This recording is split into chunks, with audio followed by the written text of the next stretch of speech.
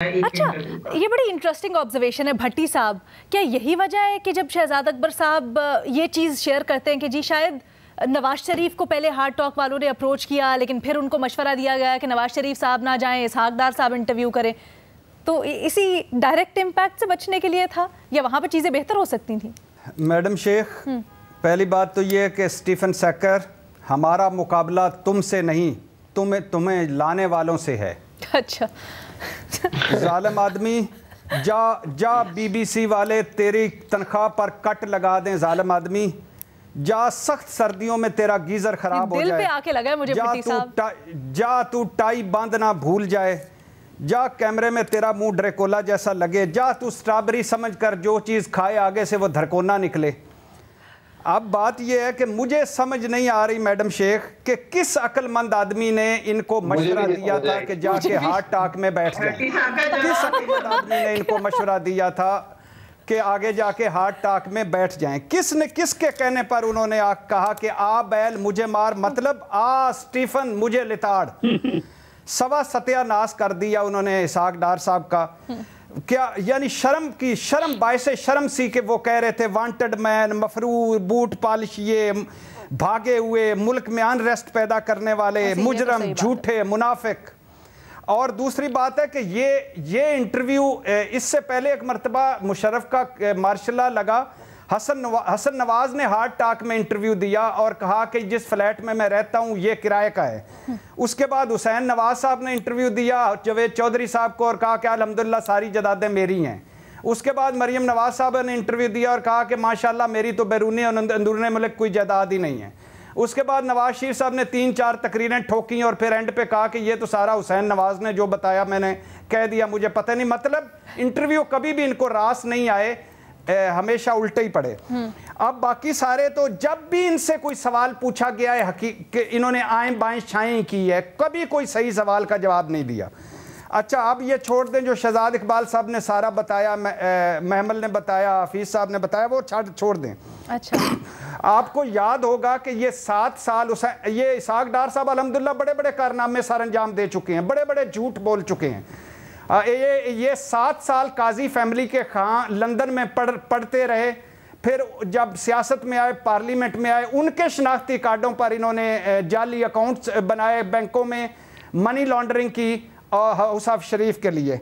अच्छा, फिर उसके बाद हुदैबिया पेपर मिल में ये 17 सफाती इन्होंने दिया था, एक एतराफ़ी के हाँ हमने ये किया, ये किया, और फिर बाद में ये वादा माफ गवाह बने हुदैबिया पेपर मिल के और उसके बाद मुकर गए। और झूठे अदादो शुमार पेश करने पर और झूठ बोलने पर IMF ने हमें $5.5 मिलियन का जुर्माना किया था इसहाक डार साहब के झूठों पर, और वो मुशर्रफ हुकूमत ने पे किया था। और फिर इन्होंने एक झूठ बोला था, अमर्जिंग मार्केट्स जो IMF का अखबार है उसमें उसने कहा है कि इसहाक डार एशिया का नंबर 1 फाइनेंस मिनिस्टर है। बाद में IMF ने कहा हमारा तो इस अखबार से तल्लक ही कोई नहीं। फिर इन्होंने झूठ बोला था स्विस बैंकों में हमारा $200 अरब पड़ा हुआ है, बाद में मुकर गए उससे भी। अच्छा, फिर इन्होंने आखिरी एक झूठ बोला था कि जब इनसे पूछा गया आपकी जायदादें इतनी कहां से आई, तो इन्होंने कहा कि दुबई UAE के एक शेख ने जून 2004 से 2005 के दरमियान मुझे 83 करोड़ दिए कंसल्टेंसी फीस के, और वो पाउंड्स में दिए, बरतानवी पाउंड्स में। बैंक डिपॉजिट नहीं उनका, बैंक स्टेटमेंट कोई नहीं थी, कॉन्ट्रैक्ट लेटर कोई नहीं था, चेक तक नहीं मिला था, और टू होम इट में कंसर्न का एक लेटर था जिस पे शेख ने साइन किए हुए, तो कहा था मैंने 83 करोड़ दे दिए। और फिर 1982 से 2002 तक इनकी कोई टैक्स रिटर्न नहीं थी।